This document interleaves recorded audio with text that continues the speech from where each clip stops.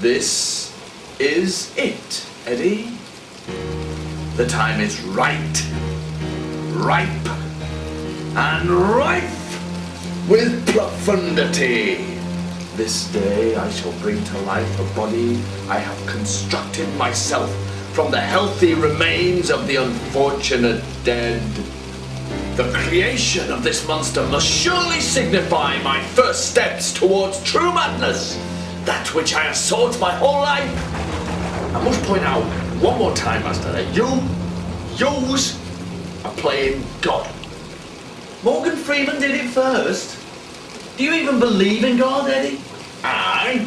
Do you believe in Father Christmas? No, but that's different. It's no different. God and Father Christmas coexist. They are the same person. Why do you think it is that Santa delivers his gifts on Christmas Eve? It's so he can be home in time for his son's birthday the next day. That's why. Santa is God. Santa doesn't exist. Therefore, God doesn't exist. Man made God in his own image, and I'm happy to embody the role. Anyway, enough of this verbose persiflage. I have a life to create. Hang on a Windy Miller. Couldn't your argument be turned on its head, right? As a supposition for the argument of the existence of God and Santa? Yes, it could. But I'm choosing to ignore that possibility, because if there is such a God, I'm going to burn in hell. Okay? Now shut up, Eddie, and get ready, Eddie. Woo! Can I start pulling switches, Master? Wait, tonight! Life will be born in a different way than ever before. Given the power, some would not allow it, and others wouldn't have the guts to go through with it. But I, Dr. Alvin Silvestri, shall. Since the dawn of man, man has had the ability to create man using sex with woman. Tonight it will be born for the first time using only science. Eddie! Do you want me to pull the big switches now, Master? Yeah, in a moment. First, I think we need to clear up this playing God business, don't you? I mean, just look at it this way. Just because God patented this idea of life doesn't mean that I can't have a crack at it. I mean, whoever it was that made the first plate of beans on toast wasn't so self-absorbed that he decreed that nobody else was allowed to. Is God that insecure? Is he that afraid that I'll do a better job than him? That he's decreed it a sin for me to try? Well, I'll show him. I'll show the God that I don't even believe in that my creation far exceeds his in every way. This evening, I will bring to life a monster. An awkward, malfunctioning, moaning monster. Hey up! Shall I put kettle on, Master? Yes. Yes, I haven't had my morning coffee yet. Couldn't think of it, I haven't had my coffee morning yet either. Organise it for this weekend, Eddie. Make a mental note. Coffee morning. Right, I'm off to make coffees. Hang on a mo. We haven't got any milk. Shall I use a powdered milk? I don't know. What does it taste like? To be straight up, it tastes of white rat topping. But you're not listening to me anyway, so I don't know even why I bother talking to you. I'll just go make coffee, shall I? Get out of here. Lay still in your slumber, my creation. Soon you will stand beside me as man's greatest achievement. Your construction is perfect. You have the legs of an Olympic runner, the arms of another Olympic runner, the torso of another Olympic runner, and judging by the fact that I got all your body parts from the wreck of a coachload of Olympic runners, you also have the head of the coach driver, who was also an Olympic runner. Well, in his spare time, you see. Silvestri. It's that voice again. Who's your friend? What? Who's my friend?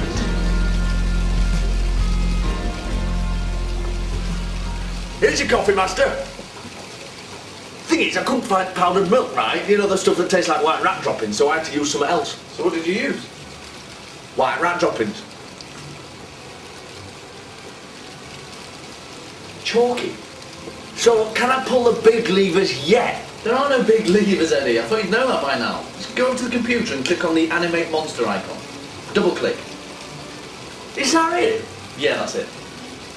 You see, what I'm trying to do is phase you out so that I won't need you anymore. In the future, I'll have modern technology controlling all my antiquated experiments. Basically, what I'm trying to do is make you redundant. Ooh, would I be able to retire then? Only if you're 65, Eddie. And I seriously doubt it's going to take that long. How old are you now? 68. You aren't 68, you mental arithmetic. No, honest, straight up, I'm 68. I'll tell you why. It's the result, right, of a reverse time anti-aging experiment you'll do on me in future. How do you know that? As it happens, a side effect of the experiment will be that I'll have what do you call it, a precognitive awareness that it is going to happen. Aye. Curious. Plausible. I don't suppose you have any other information from the future, do you? Well, now you mention it, I do seem to have an image of me being electrocuted in my bed in the middle of the night. I can't quite see if it actually causes me death or out, but I should imagine it's very, very painful and probably damaging to the mind. Yes, it must be damaging to the mind. That happened last week. That's not clairvoyance, that's memory. Get to the computer, Eddie.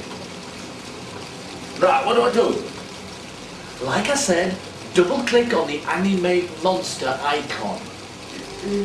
Ah!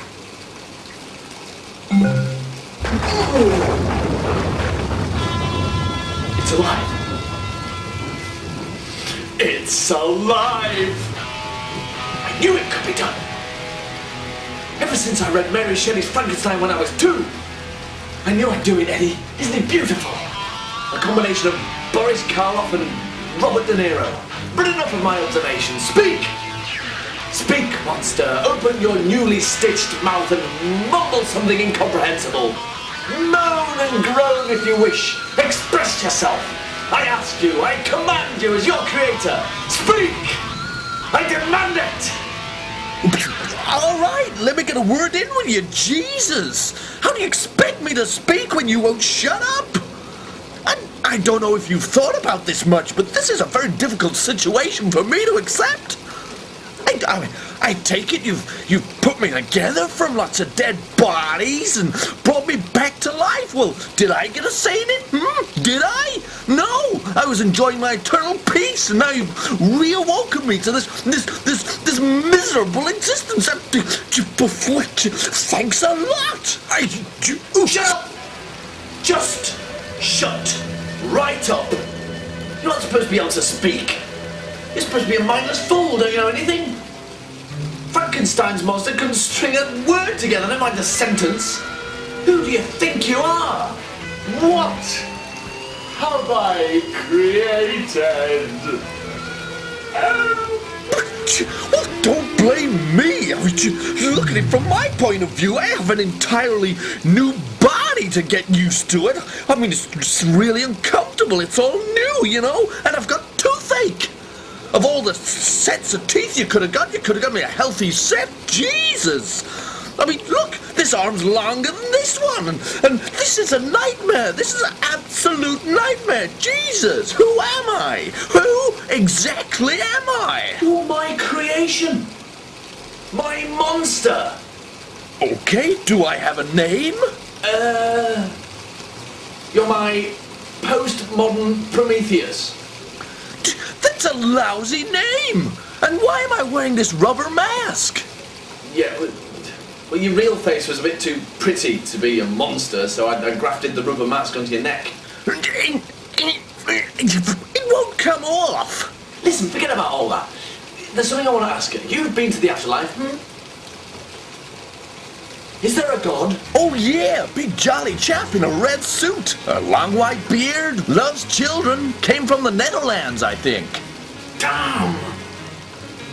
One up on you, Eddie. I'm in serious trouble.